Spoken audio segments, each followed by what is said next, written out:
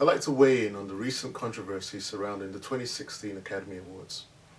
Of course, there have been a few actors and actresses that have expressed concern with the fact that there aren't any minorities among the nomination lists this year. There have been talk of boycott and other actions. Now, I'd just like to say that all of this anger and criticism leveled against the Academy is destructive, ignorant, and displaced. If we continue down this road, we'll end up in a situation like we saw in 2002, where the Academy nominated Will Smith, Denzel Washington, and Halle Berry all in the same night, awarded Sidney Poitier with a Lifetime Achievement, and had Whoopi Goldberg as the host. Now, at the time, many people of color, myself included, were exceedingly proud to see all of this happen in one night.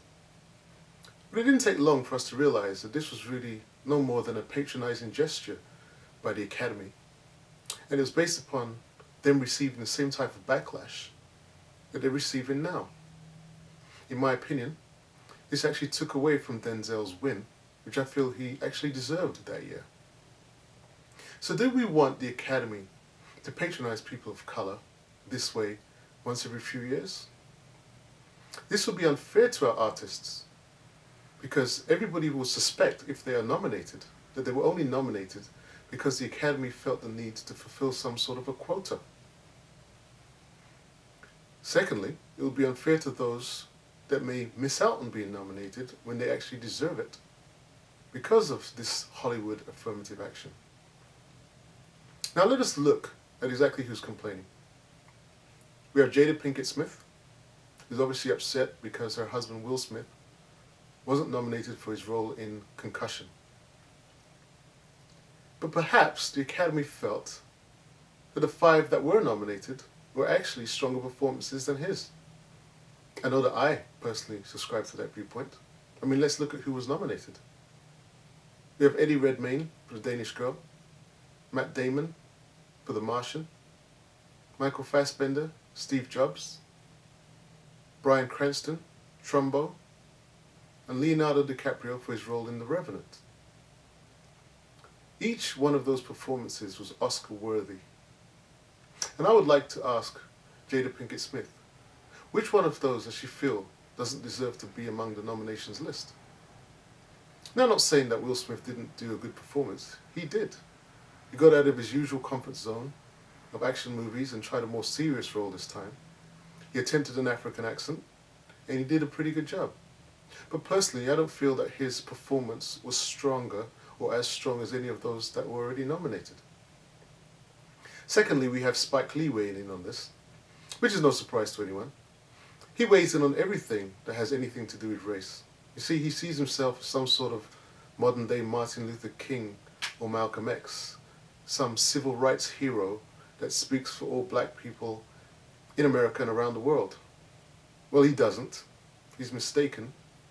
He's actually irrelevant, and we should just ignore him. Now let's look at this logically. Hollywood is made up primarily of white actors, white actresses, white producers, directors, screenwriters. It stands to reason, therefore, that the probability is that the majority of nominations and awards will be handed out to white artists and actors. This isn't a racist thing. This is simply a matter of probability. This is correlation. This is mathematics. The way to address it is not to complain. It is to have more black producers, black directors, black screenwriters, and create more roles for black actors and actresses. Then you increase your probability of being recognized and being winning. You're playing the numbers game. Secondly, let us not limit ourselves to the type of films that we're currently making.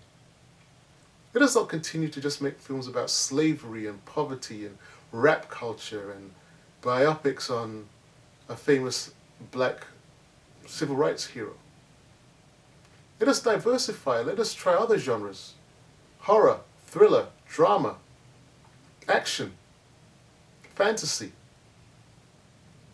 Because if we increase our portfolio, we will increase our chances of actually winning.